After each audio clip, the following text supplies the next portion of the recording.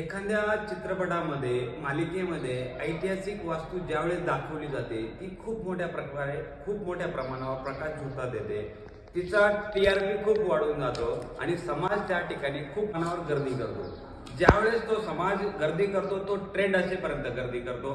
जेव्हा तुमचा ट्रेंड त्या ठिकाणी मावळला जातो त्या ठिकाणी त्या वास्तूला त्या काळात आलेलं जे महत्व असतं त्या काळानंतर ते परिपूर्ण त्या ठिकाणी लयास गेलेलं असतं. मग त्या वास्तूची पवित्रता, त्या वास्तूने इतिहासात केलेले कामे, या सगळ्या गोष्टी पडद्यात टाकल्या जातात आणि त्या ठिकाणी खूप वेगवेगळे प्रकार आणि ज्या ठिकाणी आपण जर काही काळानंतर त्या गोष्टी बघायला गेलं तर त्या ठिकाणी त्या गोष्टीचा अनुभव तो येणं सोडूनच द्या, पण त्या ठिकाणी खूप वाईट अनुभव येतात. मी सैराटमधील जी विहीर आर्ची आणि परस्याने दाखवली होती त्या विहिरीमध्ये जे पाणी आहे त्याच्याबद्दल बोलतोय मित्रांनो. पाठीमागे जे पाणी आहे पाण्यामध्ये आपल्या जे काही लोक या ठिकाणी येतात त्यांनी केलेले पराक्रम तुम्हाला दाखवतोय.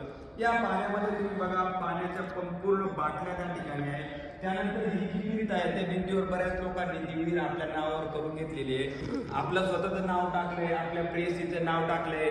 त्याचबरोबर या ठिकाणी खाली जर तुम्ही बघितलं संपूर्ण पाण्यामध्ये किंवा पायऱ्यांवर तुम्हाला संपूर्ण कचरा दिसेल.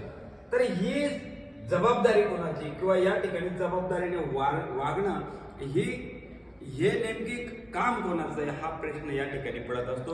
आणि त्याच्यानंतर अजून तर मला कुतूल ह्या गोष्टीच वाटतं की ज्या लोकांनी ही विहीर त्यांच्या आणि त्यांच्या प्रेसीच्या नावावर केली आहे, सलाम तुमच्या कार्याला मित्रांनो की तुम्ही या ठिकाणी आले, खूप एवढा संघर्ष केला आणि ही पुरातन विहीर जी आहे करमाळ्यामधली जी तुम्ही तुमच्या आणि तुमच्या प्रेसीच्या नावावर केली. धन्यवाद.